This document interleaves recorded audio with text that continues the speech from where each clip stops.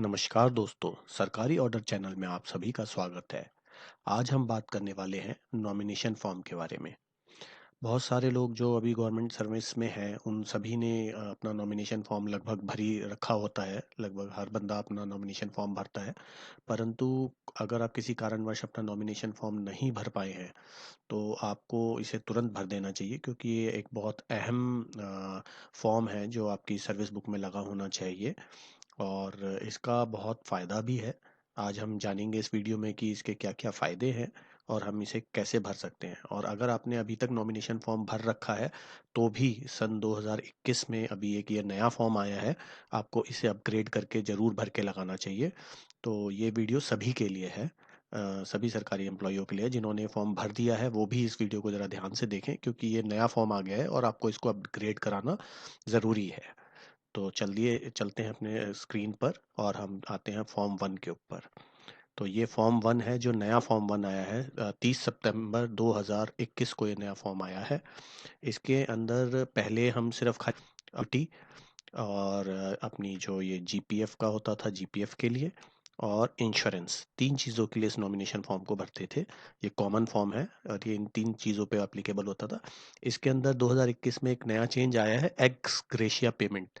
जो x gratia payment होती है, उसके लिए भी अब आपको नॉमिनेशन कर सकते हैं। आप अपने फैमिली मेंबर को नॉमिनेट कर सकते हैं कि आपके अगर कल को किसी कारण मृत्यु हो जाती है सर्विस में रहते हुए और अपनी सरकारी ड्यूटी को निर्वहन करते हुए, तो आप किसको उसका नॉमिनी बनाना चाहते हैं उस अमाउंट का, अगर वो पैसा मिलता है, एक्स ग्रेशिया अमाउंट मिलता है तो इस फॉर्म को भरने का प्रक्रिया ये है कि आपने इस फॉर्म का प्रिंट आउट निकालना है। मैं डिस्क्रिप्शन बॉक्स में लिंक डाल दूंगा जहाँ से आप ये फॉर्म डाउनलोड कर सकते हैं, नया वाला।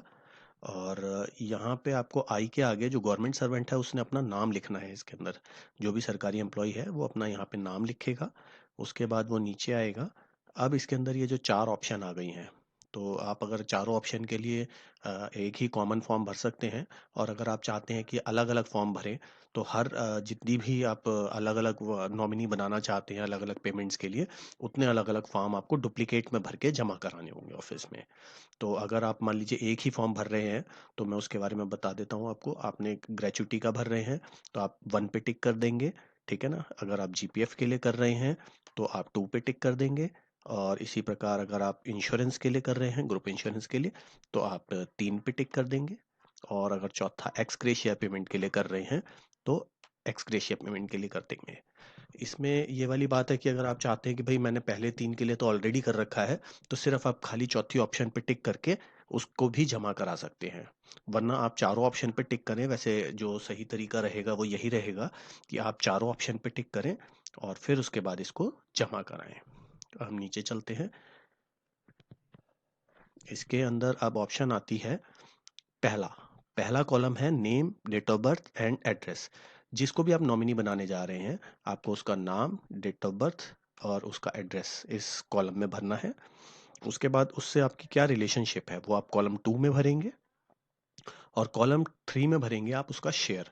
आप चाहें तो एक ही इंसान को 100% शेयर भी दे सकते हैं। अगर आप चाहें तो मल्टीपल लोगों को अपना नॉमिनी बना सकते हैं। जैसे कि एक केस मैं बताता हूँ। एक हस्बैंड है, वो अपनी वाइफ को बनाता है। उसका नाम लिखता है, एड्रेस लिखता है, डेट ऑफ बर्थ लिखता है, रिलेशनशिप वाइफ लिखता है, और उसको वो शेयर देता है 100%।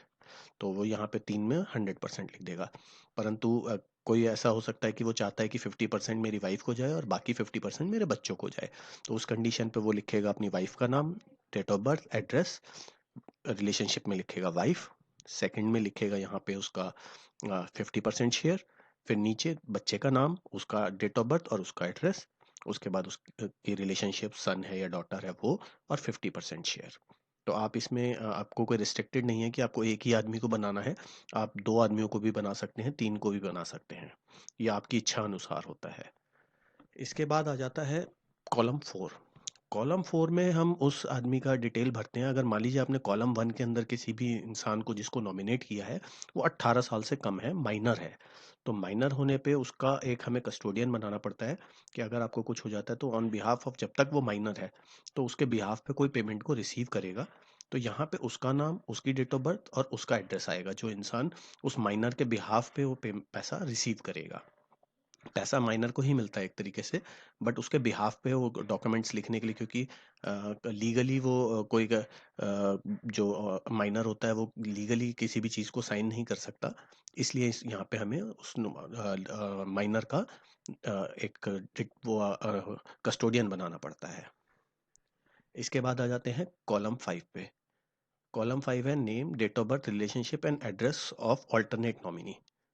ये ऑल्टरनेट नॉमिनी वो होता है जो आपकी जो कॉलम 1 है, जो कॉलम 1 में अगर आपने किसी को नॉमिनी बना रखा है और किसी कारणवश पता चलता है उसकी डेथ आपसे पहले हो जाती है, तो अब जो गवर्नमेंट सर्वेंट है उसकी भी डेथ हो जाती है, तो उस केस में ये पैसा किसको जाए? तो उसके लिए कॉलम 5 है। उस केस में हम एक और नॉमिनी बना सकते हैं, नॉमिनी के बाद दूसरा नॉमिनी, अगर वो नॉमिनी ना हो तो उस कंडीशन पे उसका नाम, डेट ऑफ बर्थ और रिलेशनशिप एंड एड्रेस यहाँ पे आता है उसके अंदर कॉलम 5 में, और उसका कितना शेयर रहेगा। यहाँ पे भी ऐसी ऑप्शन अवेलेबल है। मान लीजिए एक केस मैं डिस्कस करता हूँ आपसे। जैसे एक हस्बैंड है, वो अपनी वाइफ को तो कॉलम 1 में 100% का बना देता है, परंतु अगर उसकी भी डेथ हो जाती है, जैसे हस्बैंड की भी डेथ हो गई, वाइफ की भी डेथ हो गई, तो वो कॉलम 5 में अपने बच्चों को बना देता है, और उसके 2 बच्चे हैं, तो वो पहले बच्चे का नाम, डेट ऑफ बर्थ और एड्रेस लिखेगा यहाँ पे, और उसको 50% शेयर 6 में लिखेगा, और फिर 5 में दूसरे बच्चे का नाम लिखेगा, डेट ऑफ बर्थ लिखेगा, एड्रेस लिखेगा, और 50% का उसको बना देगा। तो इस प्रकार से आप नॉमिनी बना सकते हैं। इसके बाद आता है कॉलम 7। अब कॉलम 7 में फिर वही वाली बात आ जाती है कि अगर कॉलम 5 में बनाया हुआ जो ऑल्टरनेट नॉमिनी है वो माइनर है, तो उस कंडीशन पे फिर हमें उसका कस्टोडियन बनाना पड़ता है किसी मेजर इंसान को। तो उसका नाम, उसकी डेट ऑफ बर्थ और उसका एड्रेस। यहाँ मैं आपको बता दूं कि जो कॉलम 4 और 7 है इसमें माइनर का नाम नहीं आ सकता। कॉलम 1 में और 5 में, इनमें आप माइनर को अपॉइंट कर सकते हैं नॉमिनी, बट कॉलम 4 और 7 जो है वो माइनर का कस्टोडियन है, तो वो मेजर ही होना चाहिए, मींस 18 साल से अबव का होना चाहिए। इसके बाद आता है कॉलम 8।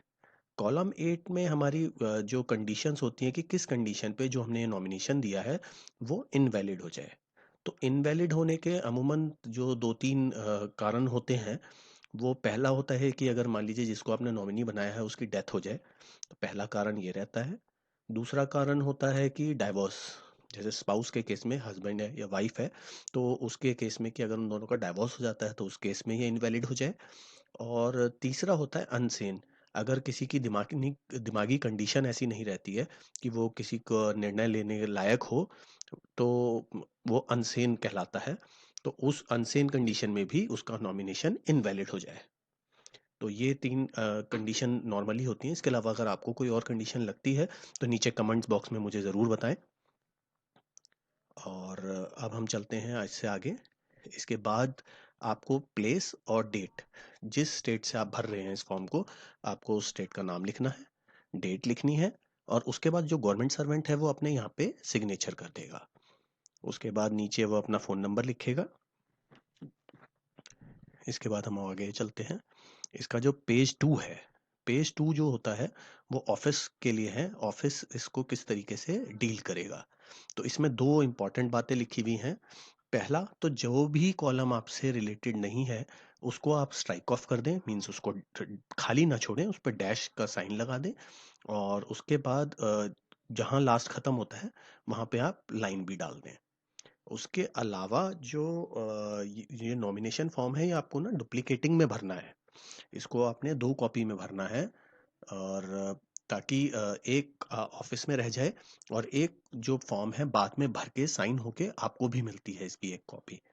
तो जब ऑफिस को ये मिलेगा तो ये हेड ऑफ ऑफिस या जो ऑथराइज गस्टेड ऑफिसर है उसके पास ये जाएगा, और वो ये रिसीव करेगा इस फॉर्म को, उस पर डेट डालेगा कि ये फॉर्म किस डेट पे रिसीव हुआ है उनके पास।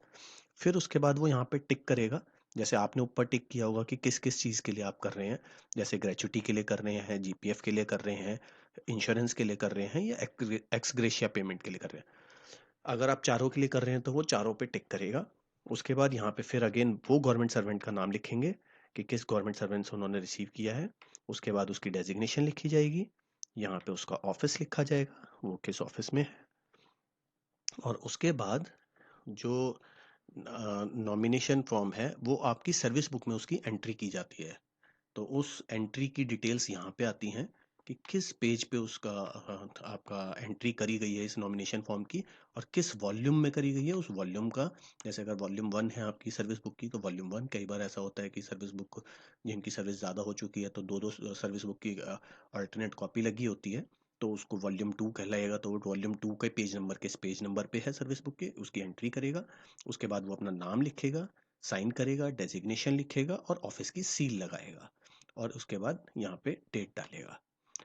जो एक कॉपी है वो आपकी सर्विस बुक में लग जाएगी, और एक कॉपी आपको मिलेगी इसकी। उसको आपको बहुत संभाल के रखना होता है, क्योंकि वो एक बहुत आवश्यक डॉक्यूमेंट है। आपके बाद आपके परिवार वालों को तभी पता चल पाता है कि आपने किसको नॉमिनी बना रखा है, तो वो आपके पास मिल जाए, इसलिए आपको एक कॉपी दी जाती है, और आपको उसे बहुत सुरक्षित तरीके से संभाल के रखना चाहिए। अब हम जानते हैं नॉमिनी हमें किसे बनाना चाहिए। तो नॉमिनी हम अपनी मर्जी से किसी को भी बना सकते हैं। जैसे अगर मैरिड हैं तो नॉर्मली उनको स्पाउस को बनाने का कहा जाता है कि स्पाउस को बनाएं और अपने बच्चों को बनाएं। यहाँ ऐसा भी केस हो सकता है कि अभी मेरी शादी नहीं हुई है, मेरी नई नई ज्वाइनिंग है, तो मैं किसे बनाऊं। तो आप अपने माँ बाप को बना सकते हैं, माता पिता को बना सकते हैं, भाई बहन को बना सकते हैं। और मैं ये कहूँगा ज़रूर कि आप अपना नॉमिनेशन फॉर्म तुरंत भरें। कभी भी ये ना सोचें कि मैं बाद में भर दूंगा। नॉमिनेशन फॉर्म हमेशा भर के रखें। जब भी ज़रूरत हो आपकी सर्विस में, आप एन नंबर ऑफ टाइम्स, मतलब आप जितनी बार भी चाहें, आप इस नॉमिनेशन फॉर्म को भर सकते हैं। जैसे मैं आज शादीशुदा नहीं हूँ और मेरी शादी हो जाती है, तो मैं दोबारा एक नॉमिनेशन फॉर्म भरता हूँ, उसमें मैं अपनी वाइफ को नॉमिनी बना देता हूँ। उसके बाद मेरे बच्चे हो जाते हैं, मैं चाहता हूँ कि मैं उनको भी नॉमिनी बनाऊँ, तो मैं जो है दूसरा फॉर्म भर देता हूँ। फिर मेरे बच्चों को मैं नॉमिनी बना लेता हूँ साथ में। तो ये मैं कर सकता हूँ कितनी भी बार। इसमें कोई रिस्ट्रिक्शन नहीं है कि मेरे को एक बार भरना है, दो बार भरना है। मैं जितनी बार चाहूँ मैं भर सकता हूँ। और ये जो एक्स ग्रेशिया पेमेंट वाली है, ये नई ऑप्शन आई है और ये नया फॉर्म है, ये सबको ज़रूर अपडेट करा देना चाहिए। अगर आपने पहले भी भर रखा है, ज़्यादातर लोग सिर्फ सर्विस में जब आते हैं शुरू शुरू में तभी फॉर्म भरते हैं, और वही चलता रहता है जो शादीशुदा वगैरह होते हैं। अगर किसी की शादी होती है तब वो शायद बदलता है, अदरवाइज नहीं भी बदलते कई लोग। तो इस फॉर्म को ज़रूर अपडेट करके करंट डेट में आप ज़रूर लगवा लें, क्योंकि ये 2021 में नया फॉर्म आया है। मैं आपको इसकी नोटिफिकेशन भी दिखा देता हूँ। ये डीओपीटी ने नोटिफाई किया है 30 सितंबर 2021 को। इसमें एक्स ग्रेशिया पेमेंट का एक चौथा ऑप्शन अलग से डाला है। इसके अलावा नॉमिनेशन का एक फॉर्म होता है, फॉर्म 1। आपको उसे भी ज़रूर भरना चाहिए। वो फॉर्म आपका जो पेंशन के बेनिफिट्स होते हैं उससे रिलेटेड होता है। उसके लिए एक सेपरेट वीडियो मैंने बना के डाली है, आप उसे भी देख सकते हैं।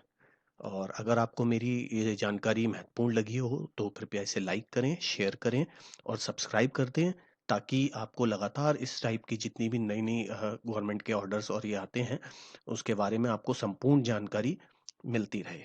धन्यवाद।